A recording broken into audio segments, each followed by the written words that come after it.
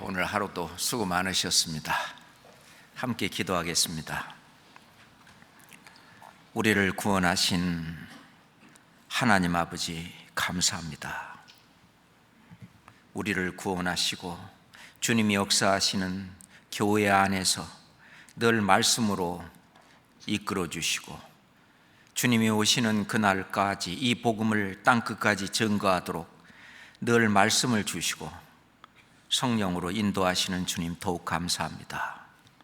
전 세계 곳곳마다 주님의 교회를 세워주시고 그곳에 이 귀한 천국 복음의 말씀을 증거할 수 있도록 선교사를 파송토록 인도하심도 더욱 감사합니다. 주님 오시는 그날까지 주님께서 맡겨주신 그 사명을 우리 교회가 다 할 수 있도록 늘 저희들의 마음을 하나로 묶어주시고 저희가 오로지 땅끝까지 복음을 증거하라는 복음의 말씀에 순종해서 살 수 있도록 이끌어 주시옵소서. 오늘도 주님의 말씀으로 교훈을 받고자 합니다. 우리 주 성령께서 저희들의 닫힌 마음을 열어주시고 하나님의 말씀을 또 마음속 깊이 새김질하는 귀한 시간 되게 인도해 주시옵소서. 예수 그리스도 이름으로 기도드렸습니다.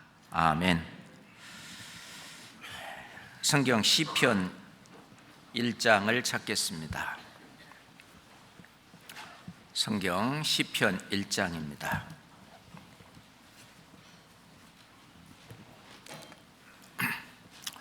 1절부터 6절까지 말씀을 보겠습니다. 시편 1장 끝까지. 복 있는 사람은 악인의 꾀를 좇지 아니하며 죄인의 길에 서지 아니하며 오만한 자의 자리에 앉지 아니하고 오직 여호와의 율법을 즐거워하여 그 율법을 주야로 묵상하는 자로다. 저는 시냇가에 심은 나무가 시절을 좇아 과실을 맺으며 그 잎사귀가 마르지 암 같으니 그 행사가 다 형통하리로다. 악인은 그렇지 않으며 오직 바람에 나는 겨와 같도다. 그러므로 악인이 심판을 견디지 못하며 죄인이 의인의 회중에 들지 못하리로다. 대저 의인의 길은 여호와께서 인정하시나 악인의 길은 망하리로다. 시편 1편 1장은 복 있는 사람은 이렇게 시작을 합니다. 이 세상에서도 사람들은 행복하기 위해서 온갖 수단 방법을 가리지 않고 그 행복을 잡기 위해서 노력을 합니다. 그렇지만은 하나님이 말씀하시는 행복, 하나님이 말씀하시는 이 복은 이 세상에서 물론 구원받은 이후로 주님이 주시지만 그보다 더 큰 진짜 행복은, 진짜 복은 하늘에 속한 신령한 복입니다. 이 복은 실은 구원받은 사람만이 받은 복이라고 말할 수 있죠. 그래서 이 구원받은 사람이, 복받은 사람이 어떻게 살아야 또 행복한 삶을 살 수 있는지를 또 말씀으로 교훈하고 있다고 생각합니다. 다윗도 그 진짜 행복이 뭔지, 진짜 복이 뭔지, 이 세상에서 자기가 왕이 돼서 권력을 잡고 한 나라를 통치하면서 온갖 부와 부귀와 영화와 또 그 권력을 누렸지만 진짜 복은 심령에서 나오는 것이다. 그래서 자기 마음속에 있었던 죄 문제가 해결된 그 사람이 진짜 복이 있는 사람이다 라고 말을 합니다. 이 성경은 책걸피로 좀 잡아두시고요, 로마서 4장 한번 찾겠습니다. 로마서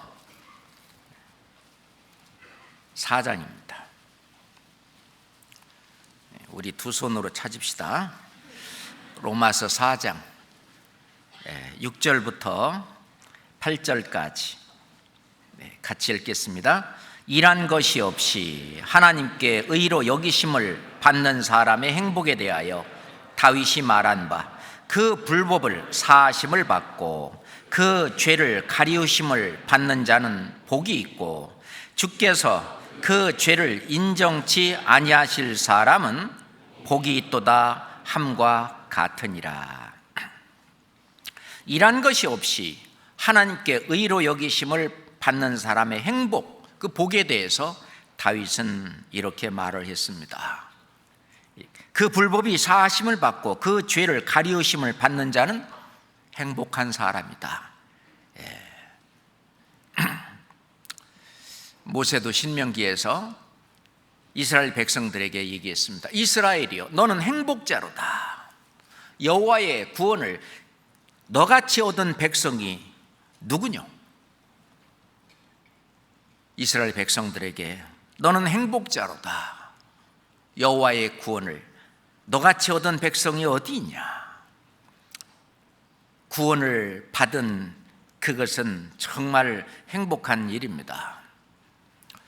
그것은 이 세상 사람들의 행복은 겨우 이 세상에서 100년짜리 속에서 찾지만, 하나님께서 말씀하시는 복과 행복은 영원하게, 영원 속에까지 이어지는 그 복, 그 행복을 이야기합니다.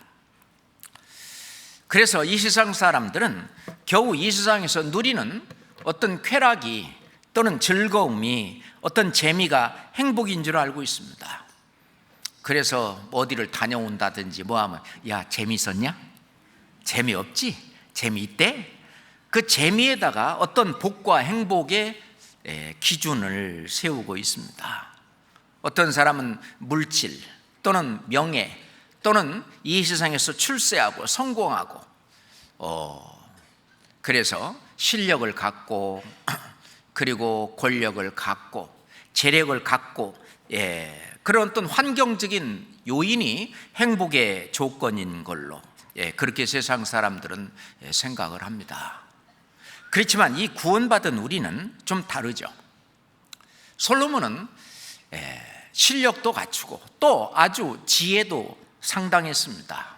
실력도 있고 재력도 있고 그리고 권력도 있었습니다. 세상 사람들이 갖고자 하는 세 가지 아주 큰 힘을 자기 한 손에 다 가진 이 솔로몬은 세상으로 말한다면 성공한 사람이라고 말할 수 있습니다. 그렇지만 솔로몬도 이 세상에서 진정한 행복은 찾지 못했다라고, 그런 것들은 다 지나가는 것이고 바람을 잡으려는 것이고 일시적인 것이고, 그것은 다 헛된 일이다라고 말합니다. 전도서 1장 2절에 그 전도자가 가로되 헛되고 헛되며 헛되고 헛되니 모든 것이 헛되도다. 사람이 해 아래서 수고하는 모든 수고가 자기에게 무엇이 유익한고, 물론 유익한 것도 있겠지만 그 짧은 몇십 년 속에 그걸로 끝난다 그거예요. 그렇기 때문에 베드로 사도도 모든 육체는 풀과 같다.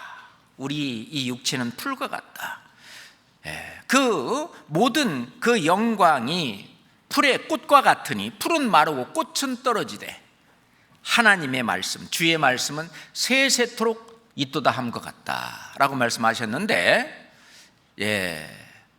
실제로 참된 영광과 참된 행복은 세세토록 있는 주님의 말씀과 연결되어 있는 것이죠.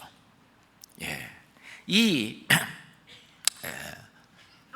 시편 1편에도 구원받지 못한 사람은 이걸 솔직히 이해할 수 없는 말씀입니다. 구원받고 진짜 안에 성령이 계신 분이야 이 성경 말씀을 이해할 수 있고, 1절부터 3절까지는 구원받은, 그 믿음으로 구원받은 의인이 어떻고, 5절부터 4절, 5절, 6절까지는 구원받지 못한, 하나님을 믿든 안 믿든, 예수님을 믿든 안 믿든 떠나서 구원받지 못한 사람들이 결국이 어떻게 될 건가 하는 것을 설명하고 있는 것입니다. 사람들은 이 세상에서 지위가 높고 권세가 많고 물질이 많으면 참 잘 산다, 그러니 행복과 비례할 거라고 이렇게 오해하고 있는 경우가 많죠. 그래서 그것을 얻고자 아주 최선을 다해서 노력을 합니다. 그게 나쁘다는 것은 아니죠. 그것도 필요한 일이지만 그것만을 추구하고 그런 다음에는 해봤더니 그것만으로는 진짜 행복과 진짜 만족과 진짜 축복이 있는 것이 아니라는 걸 알고 나중에는 실망하고 마랄린 몬로 같은, 맞나요? 그 참 예쁜 여자도 하여튼 그 세상 사람들이 추구하는 그거는 다 가졌지만은 인생이 왜 이렇게 허무하고 정말 그 참된 만족이 없고 행복이 없는지 모르겠다. 그래서 어떤 사람들은 쉽게 자기 생명도 버리고 맙니다. 실제로 진정한 행복은, 진정한 이 복은 하나님 나라에서, 천국에서만 가능한 일이며, 그리고 이 진정한 행복은 자기 마음속에 숨어 있는 것입니다.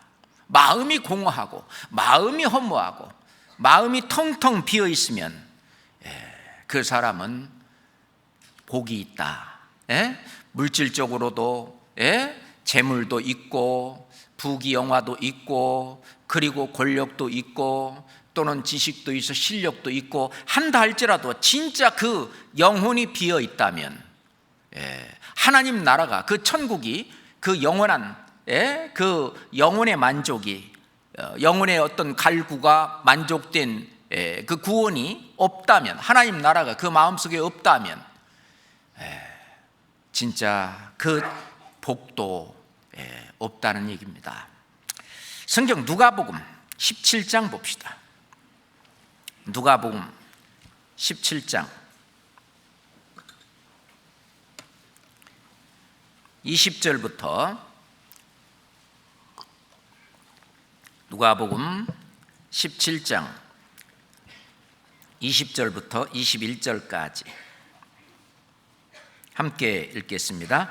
바리새인들이 하나님의 나라가 어느 때 임하나이까 묻거늘 예수께서 대답하여 가라사대 하나님의 나라는 볼 수 있게 임하는 것이 아니요 또 여기 있다 저기 있다고도 못하리니 하나님의 나라는 너희 안에 있느니라. 하나님의 나라는 너희 안에 있느니라. 실제로 이 축복과 이 복과 행복은 우리 눈으로 보이게 오는 것은 아니죠. 그래서 솔로몬도 전도서에서 사람이 먹고 마시며 수고하는 가운데 심령으로, 마음속으로 심령으로 낙을 누리게 하는 것보다 나은 것이 없나니. 실제로 이 심령의 축복, 심령의 행복, 그 심령의 어떤 즐거움, 그 심령의 그 기쁨, 그것이 있어야 진짜 행복과 축복이 오는 건데 솔로몬은 그렇게 얘기합니다. 내가 이것도 본즉 하나님의 손에서 나는 것이로다. 하나님의 손에서, 하나님께로부터 오는 행복, 하나님께로부터 오는 축복, 그렇습니다. 예수님 안에서 얻은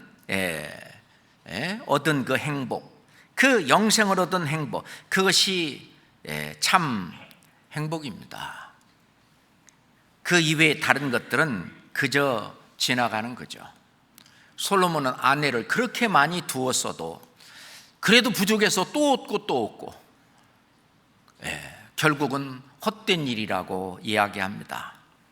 우물가에 있었던 사마리아 여인도 남편을 몇 명씩이나 두었지만은 결코 행복이 없었습니다. 세상의 즐거움은 그때뿐입니다. 잠언 기자는 말하기를 웃을 때도 마음에 슬픔이 있고 즐거움 끝에도 근심이 있느니라. 그렇죠?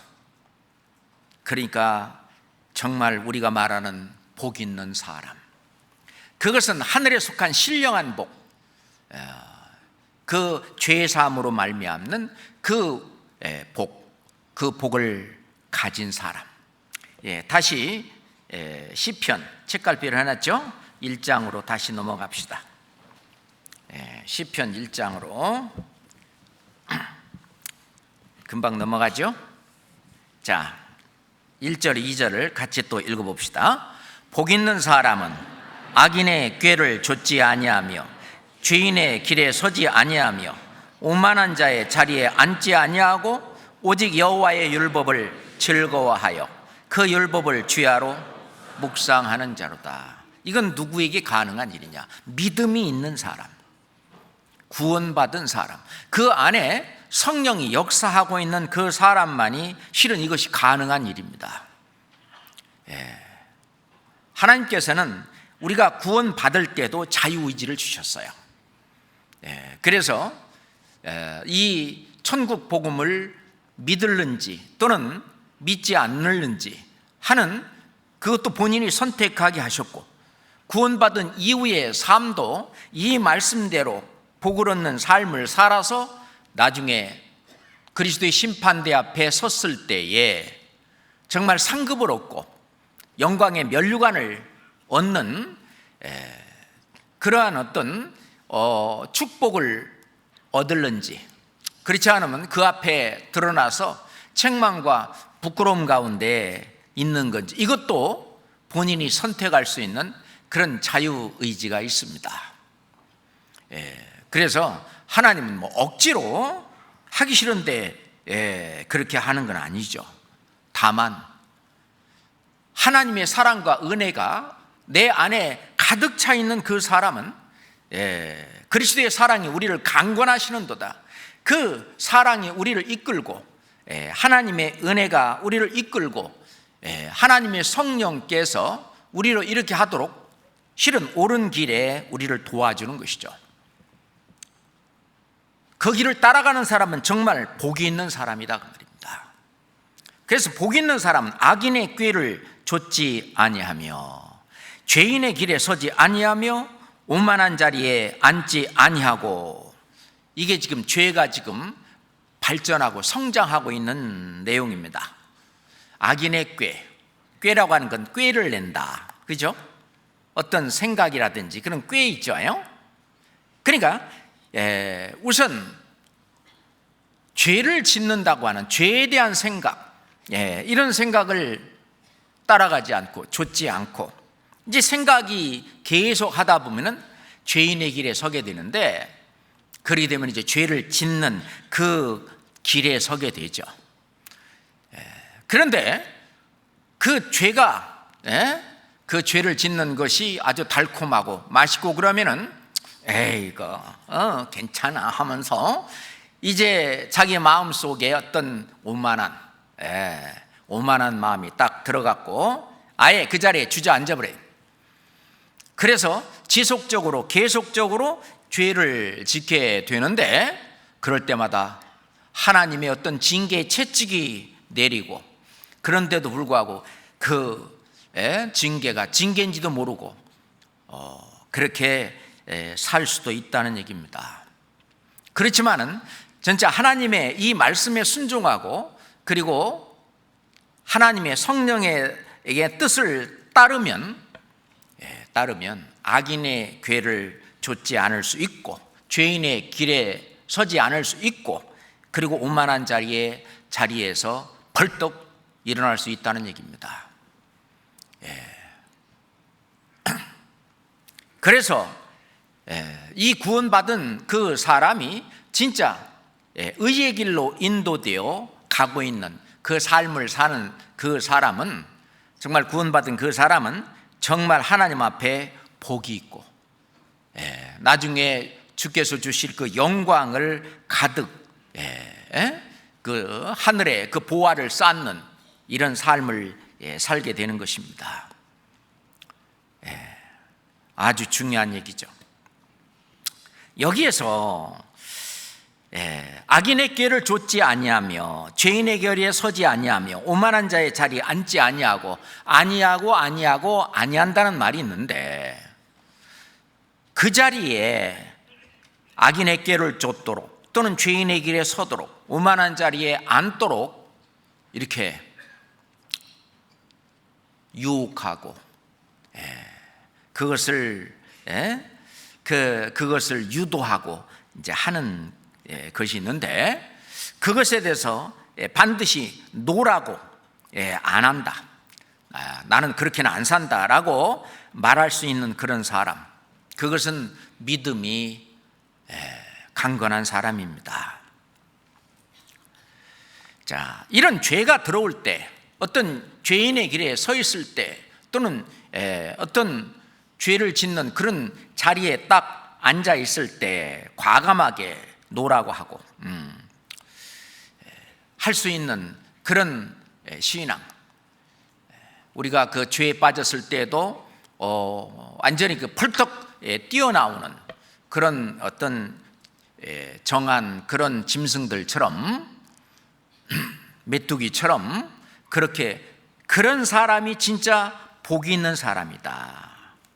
그렇지만은 그 죄가 어떤 생각 속에 들어올 때부터 시작해서 거기에 아주 함께하고 안주하게 되면은 주님이 주실 어떤 복이 사라집니다. 그렇잖아요?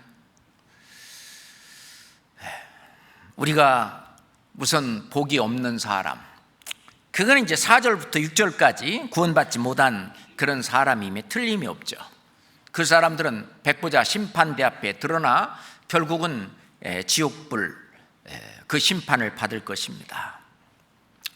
그렇지만은 이 구원받은 사람이 정말 악인의 꾀를 좇고 죄인의 길에 서고 그리고 오만한 자리에 앉게 된다면 주님이 주실 축복, 주님이 주실 상급, 이런 거를 잃어버릴 수 있다는 얘기죠. 그리스도의 심판대 앞에 들어갔을 때 그렇게 되지 못할 수 있다는 얘기입니다. 악인의 꾀라고 하는 것은 죄에 대한 생각이 들어오는 거예요. 죄에 대한 생각이 아주 슬며시 들어올 때, 죄인의 길에 선다는 건 죄 짓는 행동에 이제 돌입하는 거죠. 그리고 오만한 자는 아예 죄죽에 눌러 앉는 겁니다. 아주 죄를 즐기는 거죠. 그런 사람은 정직하지 못한 삶을 살게 됩니다. 왜냐하면 이 교회 안에 있을 때 하고 교회 밖에 내가 죄에 대한 생각을 가지고 있고 죄를 짓는 생활 속에 있고 아예 죄를 즐기는 그 사람은 외식하는 삶을 사는 것이죠. 위선적인 삶을 사는 것입니다. 정직하지 못한 삶을 사는 것인데, 하나님은 그런 사람을 미워하신다, 싫어하신다, 이 말씀하십니다. 그렇기 때문에 하나님은 그런 사람에게 어떤 깨닫게 하기 위해서 징계도 주시고 징벌도 주시고 거기에서 일어나라고, 그 어떤 곁길에서 벗어나서 의의 길로 자꾸 이렇게 인도하시는데,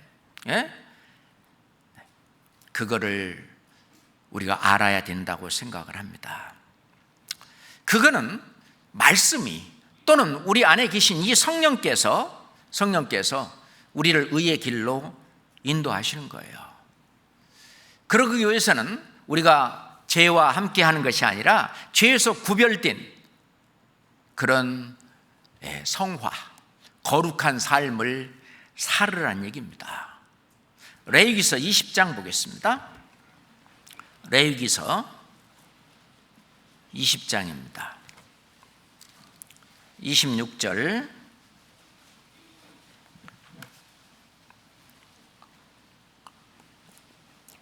레위기서 20장 26절 함께 읽겠습니다. 너희는 내게 거룩할지어다. 이는 나 여호와가 거룩하고 내가 또 너희로 나의 소유를 삼으려고 너희를 만민 중에서 구별하였음이니라. 우리가 거룩이란 말은 구별되었다는 얘기입니다. 하나님께서는 그 짐승을 쭉 지나가게 하면서 10번째마다 10번째 되는 그 짐승마다 따로 옆으로 세우라고 그랬어요. 이건 거룩한 것이네. 그런다면은 짐승이 쭉 한 마리 두 마리 이렇게 10마리까지 쭉 지나가는데 9마리째 짐승이나 10마리째 짐승이나 뭐 그게 그거지. 그잖아요. 그게 뭐 10마리째는 뭐 완전히 뭐 그냥 깨끗하고 어떤 뭐 더러운 것이 하나도 묻은 것이 없는 그런 깨끗한 그런 양이나 염소냐 아니죠. 그냥 하나님이 구별시킨 거예요. 하나님이 하나님의 것으로 구별시킨 것을 거룩하다 그렇게 말을 하는 거예요. 우리는 하나님의 자녀로 구별된 사람입니다. 그게 이제 거룩한 백성이고 거룩한 하나님의 자녀다 그 말입니다.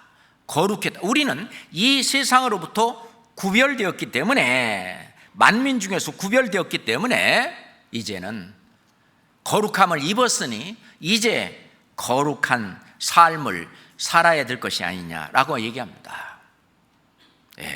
그러려니 악인의 꾀를 좇지 말고 죄인의 길에 서지 말고 오만한 자의 자리에 앉지 말라는 거예요. 그런데 그거는 내 의지로 이기려니까 너무 힘든 거예요. 그러니까 말씀으로 성령께서 나를 인도하시는 대로 이끄시는 대로 그대로 가면 그 자리에 있지 않게 되고 거기에 서지 않게 되고 그런 생각이 벗어나는 거죠. 죄송한 얘기입니다만은 이 자리에 앉아 있으면서 화토 칠 생각 하는 사람 없겠죠. 말도 안 되는 얘기입니다만은, 왜냐하면은 이게 성령을 따라서 말씀을 따라서 이렇게 살게 되면은 생각부터 어떤 죄에 대한 생각에서 떠나는 거죠. 그죠? 여기 이 자리에 있으면서 죄를 짓는 죄의 길에 지금 있지 않잖아요. 또는 오만한 자리에 지금 앉지 않잖아요. 거기서 구별되는 것이 정말 중요합니다. 우리가 주일날 교회에 나오고 또 이렇게 수요일날 교회에 나오고 와서 말씀 듣고 교제하고 또는 구역 모임에 또는 조모임에 각종 여러 부서의 어떤 모임이라든가 교제라든가 봉사 이런 데에 가는 것은 우리는 구별되었기 때문에 그래요. 구별된 그곳에 더 이상 악인의 꾀도 죄인의 길도 오만한 자의 자리도 거기는 빈접을 못하는 거죠. 그렇지 않아요? 그래서 신앙생활에 진짜 회복을 하려면은 우리가 말씀에도 돌아와야 되고 하나님과의 기도로서도 돌아와야 되고 교제로도 돌아와야 되고 그리고 전도하는 그곳에도 같이 참여하는 신앙생활을 올바로 해야 되는데 그것은 이 세상 사람들이 하지 않는 구별된 생활을 하는 것이요. 그 구별된 생활이 바로 거룩한 삶이다. 우리가 무슨 거룩 얼마나 거룩합니까 우리가? 그게 아니고 이 세상 사람들은 하지 않는 그런 구별된 삶, 그게 주님 보실 때에는 하나님이 만민 중에서 너희를 구별하였습니다. 구별해서 구별된 삶을 할 수 있는 하고 있는 그게 거룩한 겁니다. 자, 이사야서 52장 보겠습니다. 이사야 52장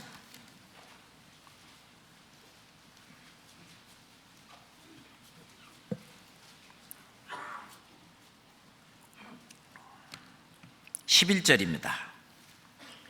이사야서 52장 11절 읽겠습니다. 같이. 너희는 떠날지어다 거기서 나오고 부정한 것을 만지지 말지어다. 그 가운데서 나올지어다. 여호와의 기구를 매는 자여 스스로 정결케 할지어다. 여호와의 기구를 매는 자여, 하나님의 일을 하는 거죠. 우리가 교회 안에서 하는 모든 일은 다 여호와의 기구를 매는 것입니다. 하다못해 그냥 지나가는 떨어진 휴지 하나 줍는 그것도 다 그거는 여호와의 일 중에 하나죠. 우리가 전 세계 곳곳에 나가 있는 그런 그 선교사들을 위해서, 그 멀리 있는 교회를 위해서 기도하는 것도 같은 일입니다. 또는 거기에 어떤 세계 선교 헌금을 한다든지 뭐 그런 것도 다 여호와의 기구를 매는 일이죠. 우리가 봉사하는 일, 교제에 참여하는 일, 전도하는 그 전도 집회에 거기에 조그만 일이라도 나도 동참하는 그런 모든 일들이 여호와의 기구를 매는 자여 스스로 정결케 할지어다. 정결케 하는 것이 뭐냐? 떠날지어다. 어디에서 떠나야 되느냐? 어디에서 일어나야 되느냐? 그것은 우리 시편 1편에 있는 것처럼 그 악한 꾀에서 거기서 일어나야 돼요. 벗어나야 돼요. 죄인의 길에서 또는 오만한 자의 자리에서 일어나야 되는 거죠. 그래야 내가 구별되었다, 그렇게 말할 수 있는 건데, 그게 바로 구원받은 사람이 주님 앞에서 해야 될 하나님의 뜻입니다. 구원받지 않은 사람이 해야 될 하나님의 뜻은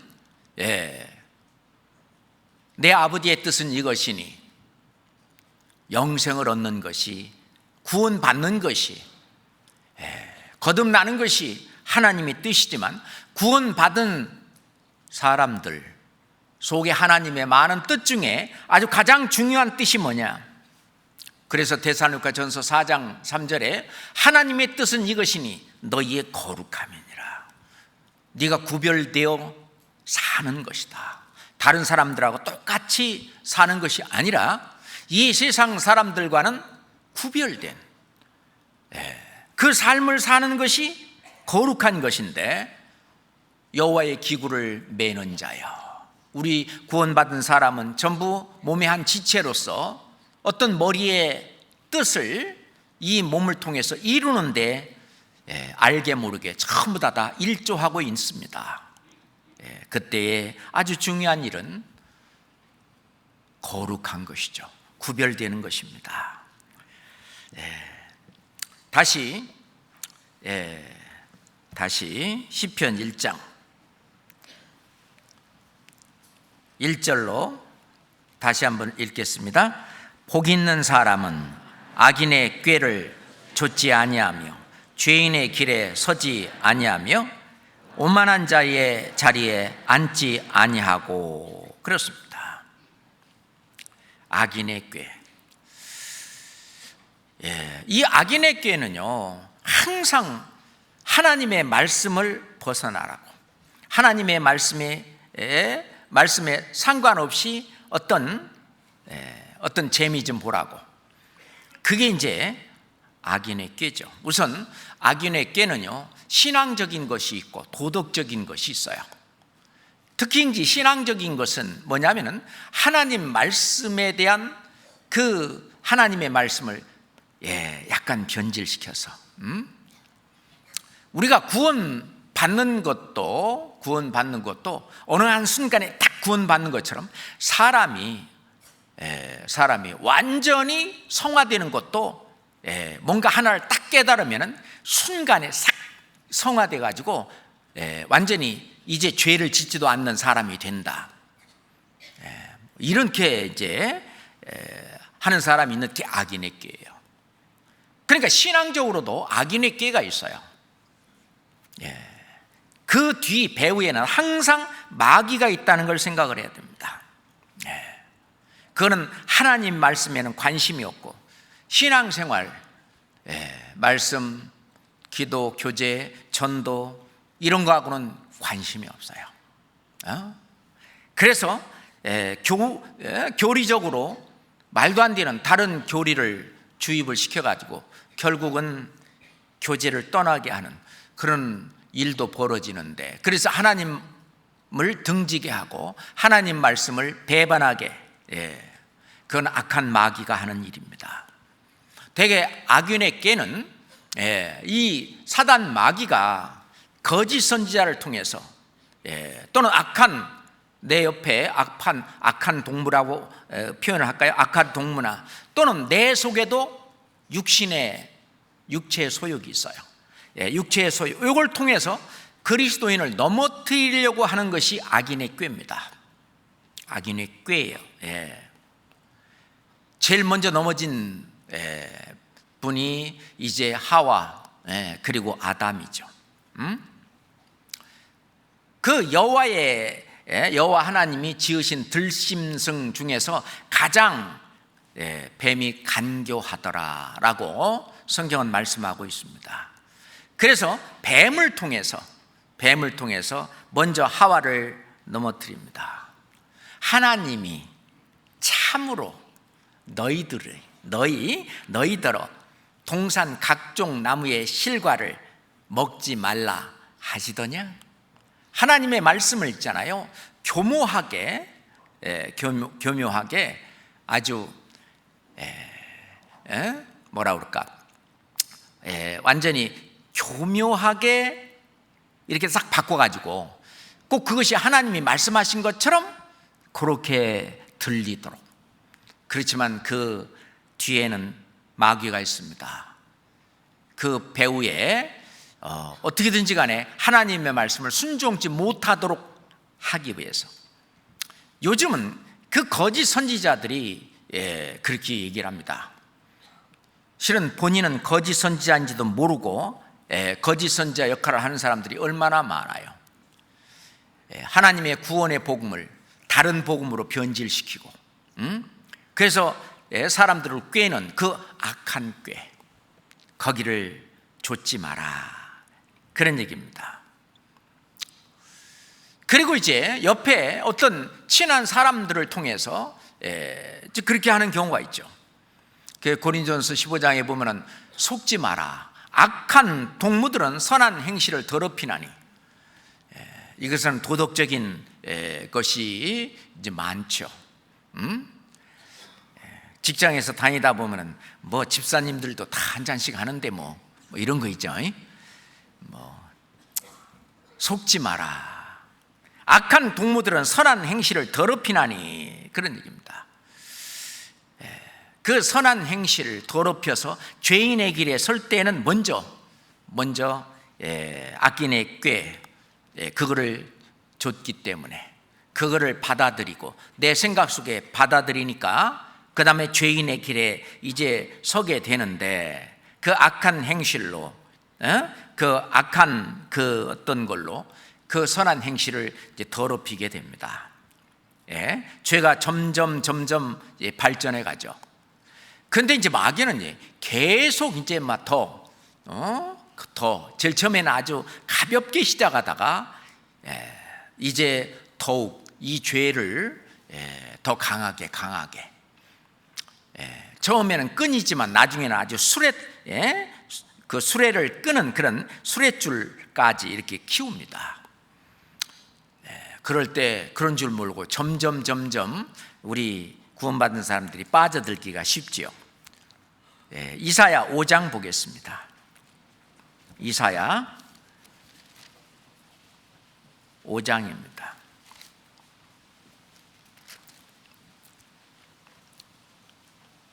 18절 말씀, 이사야 5장 18절 말씀 함께 읽겠습니다. 거짓으로 끈을 삼아 죄악을 끌며 수레줄로 함같이 죄악을 끄는 자는 화 있을진저. 거짓으로 끈을 삼아, 처음에는 아주 거짓말 하나 간단한 그거부터 시작을 해서 죄를 끌고 가고, 나중에는 죄가 점점 커져가지고 수레줄처럼 완전히 동아줄처럼 이렇게 그 죄를 끌고 가는 사람, 그 사람은 결국 화 있을진저. 그렇습니다. 그래서 이 마음속에 그 사소한 죄를 인정하고 한 것이 이제 죄인의 길에 서게 되고, 자꾸 서게 되면은 나중에는 오만한 자리에 앉아가지고 아예 죄를 즐기고 먹고 마시고 그렇게 되면은 이제 하나님의 징계를 받고 징계를 받아도 어떤 사람은 징계가 징계인지도 모르고 그냥 또 그걸 더 즐기고 그럴 수도 있겠죠. 우리가 해야 될 일은 성령께서는 말씀께서는 거기서 일어나라고 말입니다. 그래야 진짜 복 있는 사람이 된다. 그렇지 않으면 주님이 주시려고 하는 복을 다 잃어버릴 수도 있다고 말입니다. 구원의 축복을 잃어버린다는 것이 아니라 이제 생활 속에서도 주려고 하는 어떤 복이 있는데, 또는 그리스도의 심판대 앞에 섰을 때 주려고 하는 그 복이 있는데 그 복을 잃어버리고 그러니 맨 징계를 받아가지고 어떤 미련해지고 마음에 어떤 괴로움과 슬픔과 그런 것이 있고, 그 말씀을 들어도 말씀이 안 들어오는 것, 그것도 징계라고 합니다. 말씀 들으면은 그것이 자장가로 들리고, 그래서 말씀이 그냥 귓전만 그냥 때리고 지나갈 뿐이지 말씀이 자기 마음속까지 들어오지 않는 것은 죄가 가려워서 그럴 수도 있다는 겁니다. 그래서 이 죄, 여기서 우리는 일어나야 됩니다. 일어나라. 우리가 구원받은 사람, 살아있는 사람은 죽은 자들 가운데에서 일어나라. 구원받지 못한 사람들을 죽은 자로 표현하잖아요. 신앙의 잠을 자고 있는 그런 사람들 일어나야 되죠. 그죠? 그 다음에 또 하나는 이제 우리가 첫 번째가 마귀가 어떤 성경 말씀을 왜곡시키는 그런 거짓 선지자들이나 또는 자기 주변의 어떤 악한 동무들, 친한 친구들이나 옆에 아주 친한 사람들을 통해서 죄의 길에 들어서도록 그렇게 하고, 또 하나는 육신의 소욕입니다. 육체의 소욕, 육신의 정욕, 이것도 아주 이제 강한 거죠. 그런 말미암아 어떤 하나님의 생각은 잊어버리고 육신적으로 모든 걸 생각하는 거예요. 하나님의 말씀, 하나님의 생각은 잊어버리고 베드로가 그랬습니다. 주여 그리하지 마옵소서. 그러니까 예수님이 마귀야, 사단아, 내 뒤로 물러가라. 너는 나를 넘어지게 하는 자로다. 네가 하나님의 일을 생각지 아니하고 도리어 사람의 일을 생각하는도다. 우리가 우리 일상생활 속에서 하나님의 일을 먼저 하는 우선순위를 둬야 되는데, 우선순위 두는 것은 고사하고 사람의 일을 생각하는도다. 그렇죠. 하나님께서는 예수께서 십자가에 피 흘려서 온 인류를 구원하려고 하는 그런 일을 하시는데 그런 일이 있어서는 안 돼. 또는 가룟 유다는 기왕에 이럴 바에는 자기 이익을 찾자. 그래서 마귀가 가룟 유다의 마음에 예수를 팔려는 그런 생각까지 집어넣습니다. 그렇죠? 자기가 악인의 궤를 좇는 거죠. 가룟 유다는 악인의 궤를 좇고, 그리고 죄인의 길에 섰고, 그리고 아주 그냥 오만한 자리에 앉아버렸습니다. 그게 점점 우리가 악인의 꾀가 생각 속에 있다 할지라도 거기서 돌아선다든지, 죄인의 길에 있다 할지라도 빨리 돌아선다든지, 그래야 더 큰 죄까지 발전하지 않을 건데, 그 가룟 유다의 마음에 예수를 팔려는 생각, 그래서 복 있는 자는 실은 악인의 꾀에 빠지지 않도록 말씀으로, 또 성령께서 우리를 그렇게 벗어나게 해주십니다. 이 중요한 일입니다.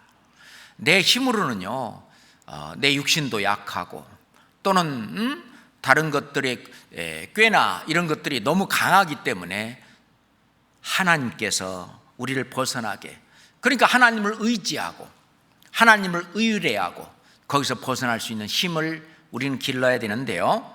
자, 시편 31장 봅시다. 시편 31장 20절입니다. 시편 31장 20절입니다. 함께 읽겠습니다.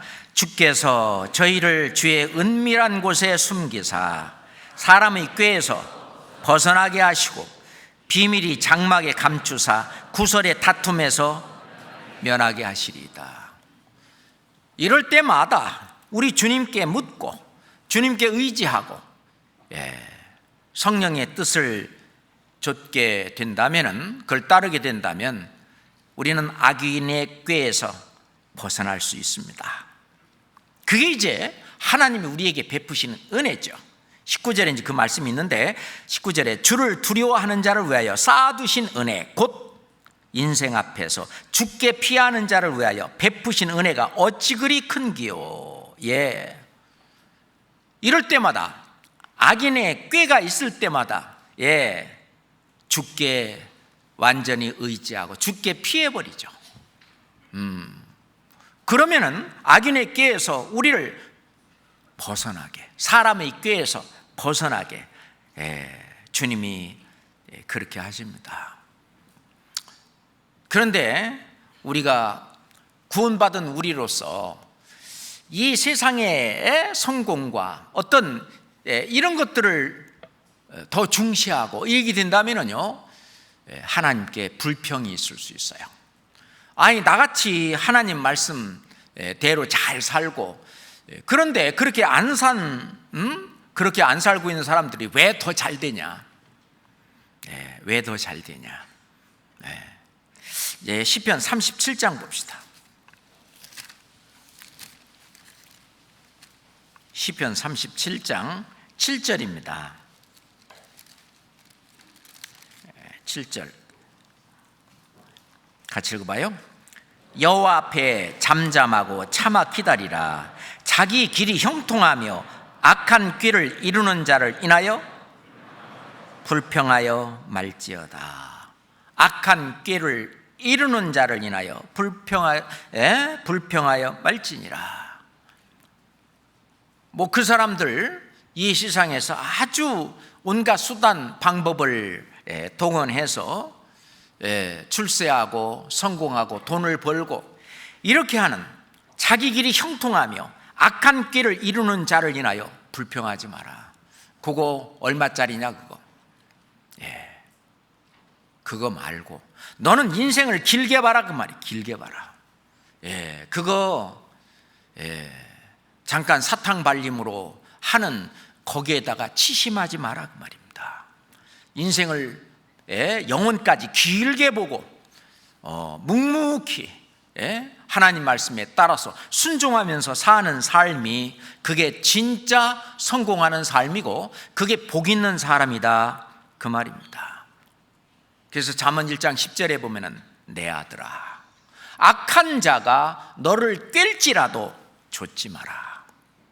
그거 부러워하지 마라.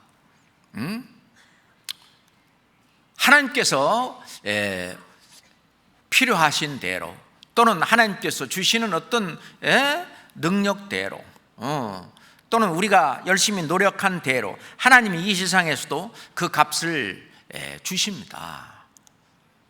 주시는 대로 만족하고, 하나님은요 때론 가난하게도 하시고 부하게도 하시고, 하나님은 또 살리기도 하시고 죽이기도 하시고,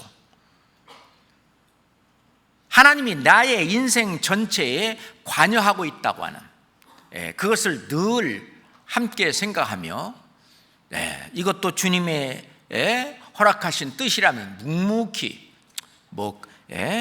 다른 세상 사람들이 나만큼 노력 안 하고 나만큼 그렇게 안 하는데도 세상적으로 더 잘 돼 있다, 그런 거에 대해서 불평하지 마라. 하나님 다 아십니다. 우리가 열심히 노력하고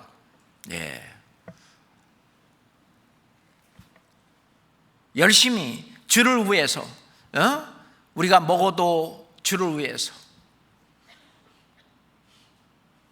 살아도 주를 위해서, 공부를 해도 주를 위해서, 사업을 해도, 장사를 해도, 회사에 다녀도, 무엇이라도 다 주를 위해서 하는 걸로 연결이 될 때 주님께서 그걸 다 아신다, 그 말입니다. 그래서 그거에 대한 응분의 대가는 주님이 다 알아서 주신다고 말이에요. 이 세상에서 안 주시면은 주님 만났을 때 그리스도의 심판대 앞에서 더 크게 주십니다. 요셉은 그걸 알았습니다. 억울한 일을 많이 당했지만은 그거는 주님이 허락하신 일인 줄 알고 끝까지 주님을 의뢰하고 주님께 모든 걸 맡겼습니다. 공평하신 주님, 또 함께 하시는 그 주님, 축복하시는 주님, 그 모든 훈련과 연단을 다 받게 하고 또 주님은 또 크게 쓰셨습니다. 그렇기 때문에 우리의 생각, 우리의 꾀, 이거를 세상 사람들이 두는 그 몇 년 안 되는 거기에다가 어떤 이 세상의 재미라든지 그런 곳에 어떤 악한 꾀를 좇는 것이 아니라 골로새서 3장 2절에 있는 것처럼 위의 것을 생각하고 땅의 것을 생각지 마라. 그 꾀, 생각, 그거를 위의 것을 생각하고 땅의 것을 생각하지 마라. 내가 열심히 공부해서 이제 어쩌면 내가 원하는 대학에 가는 그것도 내가 그곳에 가서 어떤 주님의 뜻을 이루게 하기 위해서 어떤 무엇을 하든지 간에 먹든지 마시든지 무엇을 하든지 다 주의 뜻을 위해서 위의 것을 생각하고 할 때 악한 꾀에 빠질 수 없는 것이죠. 빠지지 않는 겁니다. 그런데 그거를 실제로 내 안에 계신 성령께서 또 말씀으로 우리를 이런 말씀을 통해서 우리에게 알려주시고 인도하시고 그렇게 하신다, 그거예요. 그런데 이걸 모를 때는요, 그냥 세상 사람들이 그냥 추구하는 것 똑같이 그냥 세상 사람들하고 똑같이 땅의 것을 추구하고 무엇을 먹을까, 무엇을 마실까, 거기에다가 세상 사람들이 구하는 그런 일 속에 나의 신앙생활을 그 속에 묻어버린다면은 그거는 악한 꾀, 심지어는 이제 도덕적인 죄까지 빠질 수 있는 그런 일까지 벌어지죠. 그렇잖아요. 빌립보서 4장 봅시다.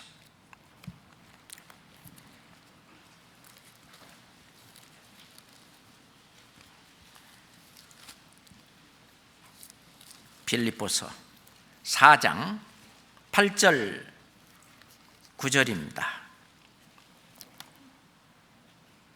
빌립보서 4장 8절 9절 함께 읽겠습니다. 정말로 형제들아, 무엇에든지 참되며 무엇에든지 경건하며 무엇에든지 오르며 무엇에든지 정결하며 무엇에든지 사랑할 만하며 무엇에든지 칭찬할 만하며 무슨 덕이 있든지 무슨 기름이 있든지 이것들을 생각하라. 너희는 내게 배우고 받고 듣고 본 바를 행하라. 그리하면 평강의 하나님이 너희와 함께 계시리라. 평강의 하나님이 함께 있을 때에는 이제 악인의 꾀에서 벗어날 수 있고 죄인의 길에서 벗어날 수 있는 거죠. 그러니 오만한 자리에 앉지도 않을 것입니다. 그렇잖아요? 예. 자, 우리가 죄인의 길에 서지 않는다.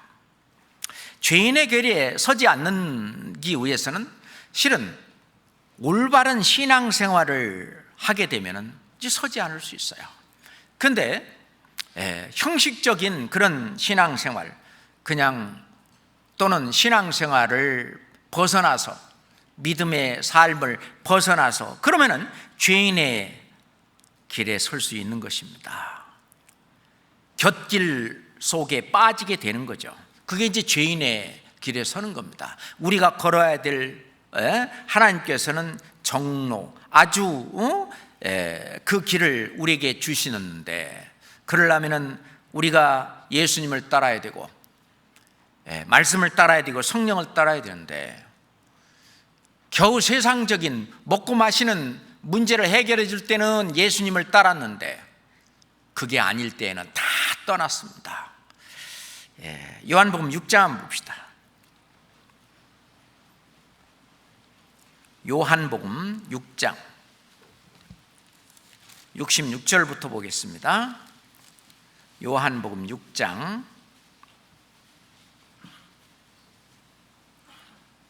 66절부터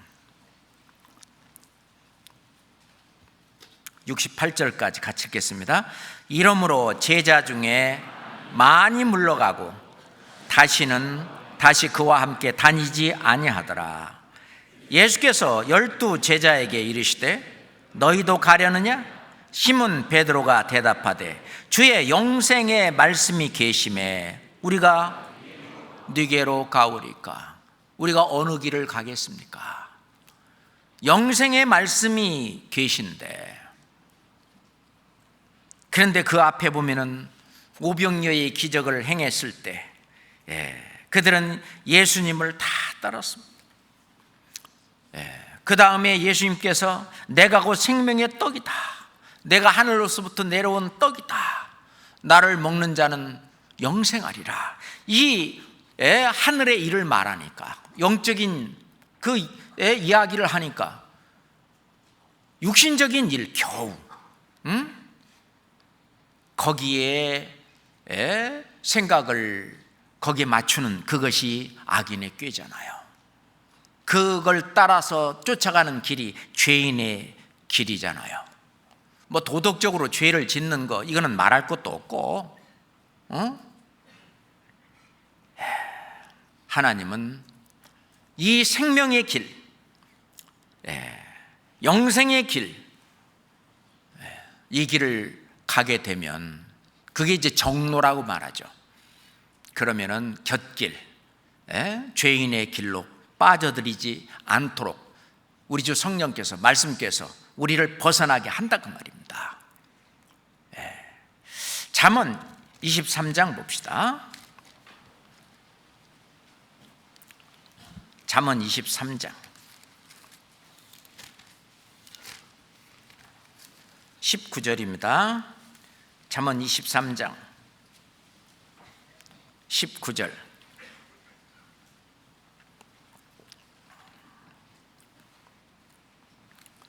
같이 읽읍시다. 내 아들아, 너는 듣고 지혜를 얻어 네 마음을 정로로 인도할지니라. 내 아들아, 너는 듣고, 하나님의 말씀을 듣고 거기서 지혜를 얻어서 네 마음을 정로로 인도할지니라. 정로, 하나님이 이미 정하신 그 옳은 길, 의의 길, 구원받은 사람이면 반드시 일상생활 속에서 걸어가야 할 길, 그것이 나의 습관이 되어야 되고 그것이 나의 인격이 되어야 되잖아요. 그러잖아요. 말씀 생활하는 일, 기도 생활하는 일, 그리고 교제 생활하는 일, 그리고 전도 생활하는 일, 이제 이런 것들이 다 정로예요. 신앙생활의 올바른 길입니다.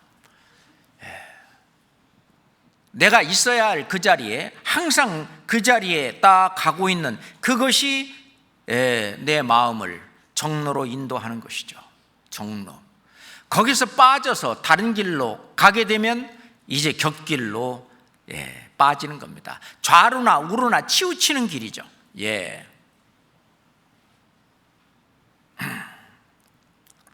그런 이러한 정로, 이런 의의 길을, 죄인의 길이 아니라 의의 길을 우리 믿음의 선진들이 이거는 걸어온 길입니다. 오랫동안 이 신앙생활, 이것을 걸어왔던 많은 분들, 그 믿음의 선진들이 걸어왔던 길, 우리는 그 길을 그대로 지금 길을 되밟고 그대로 가는 거예요. 이것은 특별한 길이 아닙니다. 우리가 늘 지금 하고 있는 이 길을 벗어나지 않고 이 올바로 하는 거예요. 그렇잖아요? 주일에 참석하고 수요일에 참석하고 각종 교제에 참석하고 그리고 전도할 기회마다 전대 생활하고 주님께 참 아뢰고 뭐하는 기도 생활하고 말씀 잘 듣고 또 우리가 말씀 읽을 거 말씀 읽고 하는 이런 신앙생활을 해오는 이것이 우리를 인도하시는 분들이 하는 일이고 또 믿음의 선진들이 했던 일입니다. 그분들이 그렇게 산 그 뒤를 우리가 그대로 걸어가는 그 의의 길을 갈 때 우리는 죄인의 길에서 완전히 벗어날 수 있는 거죠. 그죠? 히브리서 13장 봅시다. 히브리서 13장입니다. 7절 8절입니다. 히브리서 13장 7절 8절 또 함께 읽을까요? 하나님의 말씀을 너희에게 이르고 너희를 인도하던 자들을 생각하며 저희 행실의 종말을 주의하여 보고 저희 믿음을 본받으라. 예수 그리스도는 어제나 오늘이나 영원토록 동일하시니라. 예수님이 오셨다 가신 그 이후로 사도들부터 시작을 해서 또 이제 예수님의 제자들이 12제자도 있지만 70인의 제자도 있잖아요. 그 70인의 제자, 그 제자들도 같은 길을 걸었어요. 그 70인의 제자들도 결국은 순교를 당하는 그런 길도 걸어갔거든요.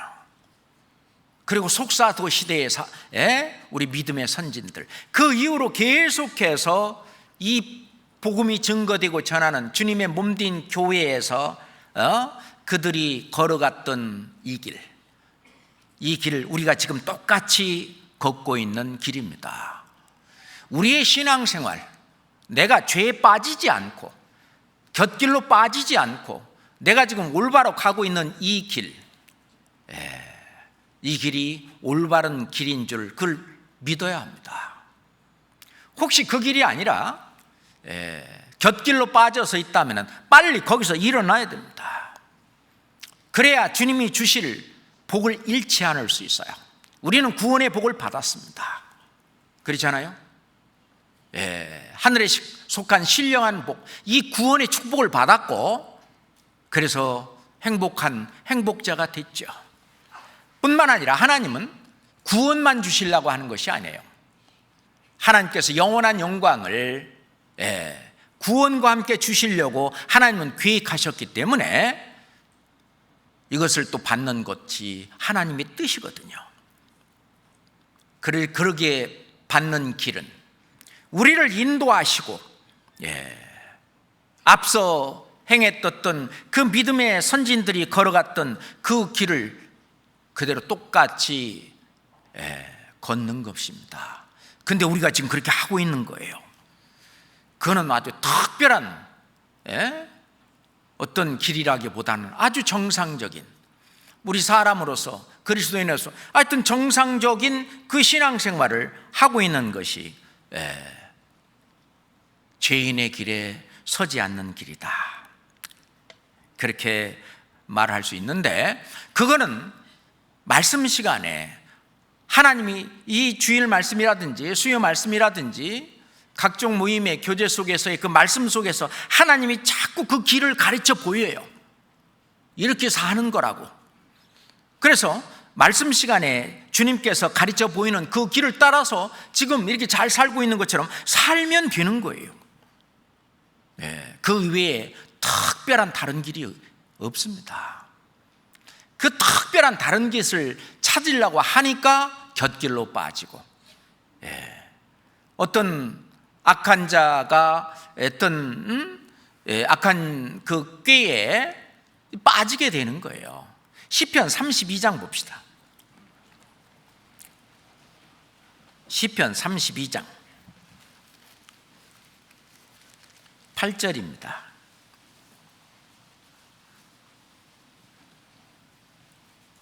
시편 32장 8절 함께 읽을까요? 내가 너의 갈 길을 가르쳐 보이고 너를 주목하여 훈계하리로다. 내가 너의 갈 길을 가르쳐 보이고, 하나님께서 이 말씀을 통해서 말씀 시간에 우리가 가는 그 길을 가르쳐 보여요. 우리 주 성령께서 내 안에 계셔서 내 영혼을 소생시키시고 또 자기 이름을 위하여 우리를 의의 길로 자꾸 인도하셔요. 사도 바울도 내가 그리스도를 본받는 자 된 것 같이 너희는 나를 본받는 자 되라. 그게 의의 길이죠. 그게 죄인의 길에 서지 않는 겁니다. 우리가 사도 바울을 본받는 길이 뭡니까? 신앙생활 4대 요소를 그냥 올바르게 내가 하는 것이 그게 의의 길이고, 사도 바울도 신앙생활의 4대 요소 그거 하신 거예요. 맞죠? 맞습니까? 또 우리 장로님들도, 집사님들도, 또는 앞에서 말씀을 전하는 목사님들도, 전사님들도 신앙생활의 4대 요소, 그 신앙생활, 그게 의의 길이거든요. 그거를 따라하고 있는 겁니다. 그게 우리가 예수 그리스도를 본받는 길이고, 맞습니까? 사도 바울이 예수 그리스도를 본받는 자 된 것 같이 너희는 나를 본받는 자 되라. 그걸 본받은 신앙의 선진들이 쭉 이 교회 안에서 성령이 가르쳐 주신 대로 지금까지 신앙생활이 쭉 이어져 왔는데, 사도시대의 신앙생활과 그리고 지금의 신앙생활이 뭐가 다르겠습니까? 같은 성경 가지고 같은 성령 안에서 주님이 머리가 되신 같은 교회 안에서 같은 신앙생활하고 있는데, 그죠? 죄인의 길에 서지 않고 오만한 자리에 앉지 않는 그 길은 우리가 이 길을 걷는 겁니다. 이 길 끝에는 주님이 계셔요. 다시 시편 1장으로 다시 돌아가겠습니다. 시편 1장 1절 같이 읽겠습니다. 복 있는 사람은 악인의 꾀를 좇지 아니하며 죄인의 길에 서지 아니하며 오만한 자의 자리에 앉지 아니하고, 오만한 자의 자리에 앉지 아니하고. 우리가 신앙적으로 말한다면은 거짓 선지자라고 하는 것은 구원도 받지도 않았는데, 하나님이 보낸 선지자도 아닌데, 하나님의 일꾼도 아니면서 하나님의 일꾼인 척, 하나님이 보낸 선지자인 척, 하나님이 보내신 목사, 교사인 척 그렇게 하는 것이 실은 오만한 자의 자리입니다. 자기 주제넘게 가르치는 자리가 오만한 자의 자리예요. 그래서 예수님 말씀하시기를 서기관들과 바리새인들이 모세의 자리에 앉았으니 그게 오만한 자의 자리죠. 감히 모세의 자리에 앉았습니다. 우리가 자기가 이 신앙생활 속에서 자기가 앉아야 될 자리를 올바로 알고 거기에 잘 앉아있는 사람이 정말 주님 보실 때 아름다운 자리에 앉아있는 거예요. 그 아름다운 자리는 항상 낮은 자리입니다. 그잖아요. 누구든지 으뜸이 되고자 하는 자는 뭐가 되어야 된다 그랬죠? 종이 되어야 한다. 그죠? 종이 앉는 자리. 그리고 낮은 자가 앉는 그 자리가 실은 오만한 자가 앉는 자리가 아니라 진짜 우리 그리스도인들이 앉아야 되는 그런 자리입니다. 그렇잖아요.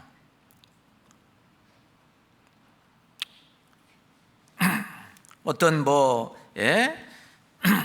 화려한 자리, 어떤 여기 높은 자리, 다 만약 그런 자리를 좀 원한다든지 탐한다든지 그러면 참으로 그것은 위험한 자리라고 말할 수 있습니다. 그잖아요. 그런 건 다 하나님이 싫어하는 것이고 예수님께서 하지 말라고 하는 것들이죠. 오만한 자의 자리. 신앙적으로도 그렇고요. 그리고 도덕적으로도 우리가 그 자리에 아예 그냥 눌러 앉아서 죄를 계속 지고 있다. 그것도 오만한 자의 자리입니다. 그러면서 자기는 하지도 않으면서 성경 좀 안다고 다른 사람 판단이나 하고 비판이나 하고 어쩌고저쩌고 말만 많고, 실은 오만한 자의 자리가 아니라 겸손한 자의 자리, 낮은 자리에 앉아있는 사람일수록 다른 사람을 정죄하거나 가르치려고 한다든가 이런 것이 사라집니다. 사라지는 거예요. 모세의 자리에 앉아있는 그 사람들은 어떻게든지 간에 자기가 나 여기 있어 자기를 드러내고 어떻게든지 간에 한마디 반드시 거기서 하고 마는, 그게 이제 오만한 자의 자리라고 볼 수 있습니다. 사도 바울은 정말 이 성경에서 보면은요, 고린도전서 15장에도 보면은 나는 모든 사도 중에 지극히 작은 자라 그렇게 말씀하시던 사도 바울은 에베소 3장 8절에 보면 나는 모든 성도 중에 지극히 작은 자보다 더 작은 나라고 말씀하셨는데 거기가 겸손한 자의 자리입니다.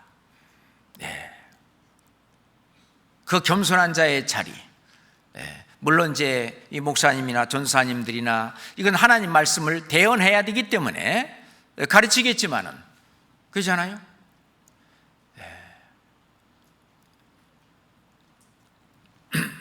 우리가 항상 입을 다무는 그것이 내려앉는 아주 중요하다고 생각합니다.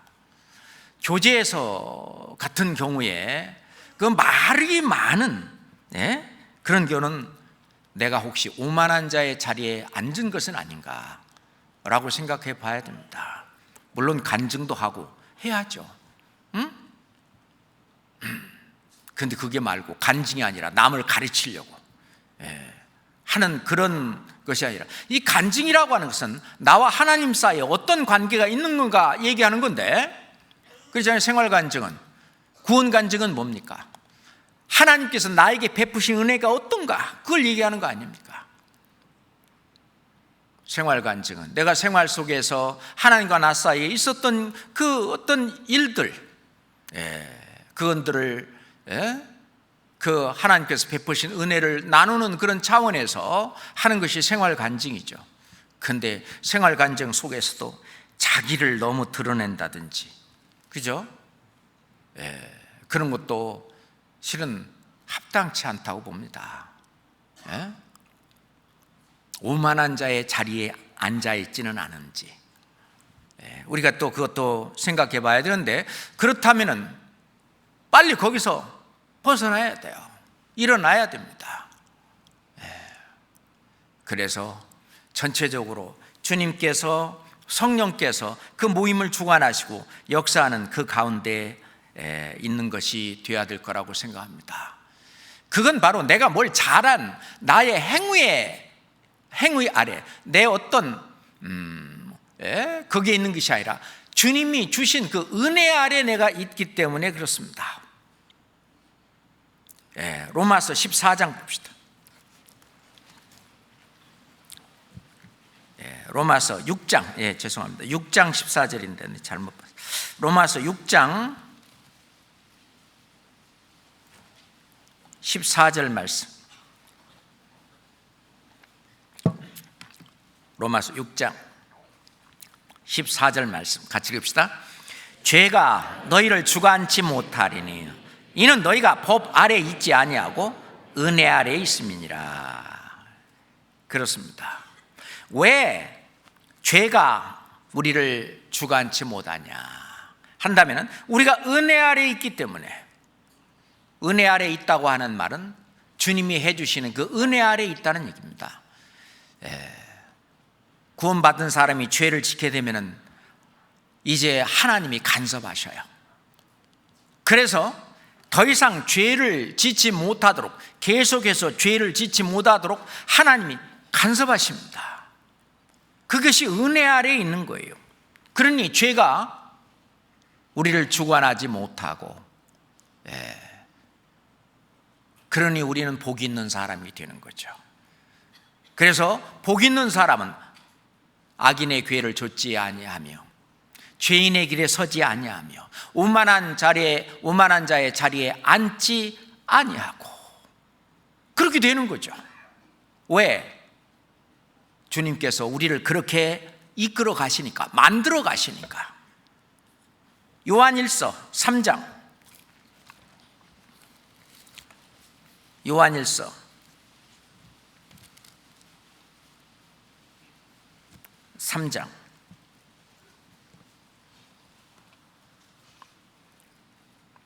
8절 9절 말씀 함께 읽겠습니다. 죄를 짓는 자는 마귀에게 속하나니 마귀는 처음부터 범죄함이니라. 하나님의 아들이 나타나신 것은 마귀의 일을 멸하려 하심이라. 하나님께로 난 자마다 죄를 짓지 아니하나니 이는 하나님의 씨가 그의 속에 거하며 저도 범죄치 못하는 것은 하나님께로 났음이니라. 하나님께로 난 자마다, 구원받은 하나님의 자녀마다 죄를 짓지 아니하나니, 이란 말은 영어로는 continue to sin, 지속적으로 죄를 짓지는 못한다. 왜? 하나님이 간섭하셔요. 지속적으로 죄를 지면은 계속 징계가 내려서 그런즉 너희 중에 병든 자가 많고 약한 자도 많고 잠자는 자도 적지 아니하다. 고린도 교회에 말씀하신 것처럼 죄를 못 지게 한 것, 하나님이. 왜 그러냐? 이는 하나님의 씨가 그의 속에 거하며 저도 범죄치 못하는 것은 하나님께로 났음이니라. 하나님께로 난 사람이기 때문에, 믿음을 가지고 있는 사람이기 때문에, 성령을 가지고 있는 사람이기 때문에, 말씀을 가지고 있는 사람이기 때문에 진짜 구원받은 복 있는 사람은 이렇게 살게 된다는 것입니다. 다시 돌아갑시다.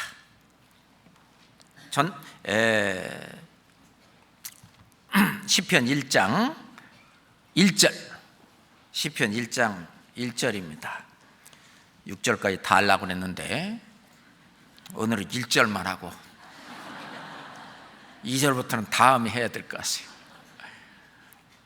자, 1절 같이 한번 읽읍시다. 복 있는 사람은 악인의 꾀를 좇지 아니하며 죄인의 길에 서지 아니하며 오만한 자의 자리에 앉지 아니하고. 이것도 말이죠, 구원받은 사람이 성령의 뜻을 따라서 그게 순종하고 말씀에 순종하고 탁 튀쳐 일어나야 됩니다.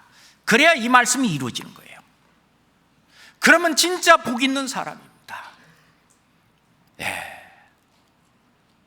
그 영혼의 구원을 받은 행복한 사람이며, 그리고 이 삶 속에도 형통한 그런 사람이 됩니다.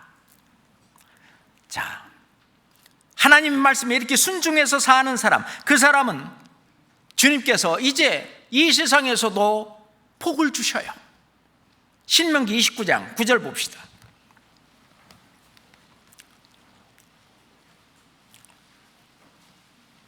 신명기 29장 9절입니다. 함께 읽겠습니다. 그런즉 너희는 이 언약의 말씀을 지켜 행하라. 그리하면 너희가 하는 모든 일이 형통하리라. 거룩하신 주님의 말씀입니다. 이건 진리의 말씀입니다. 성경에 보면은 뭐뭐 하라 그리하면 이런 말씀이 많이 있는데 그 말씀 그대로 이루어 주시거든요. 그리하면 너희 하는 모든 일이 형통하리라. 실은 요셉이 그랬거든요. 요셉, 창세기 39장 한번 봅시다. 요셉에 대해 잠깐만 보시죠. 창세기 39장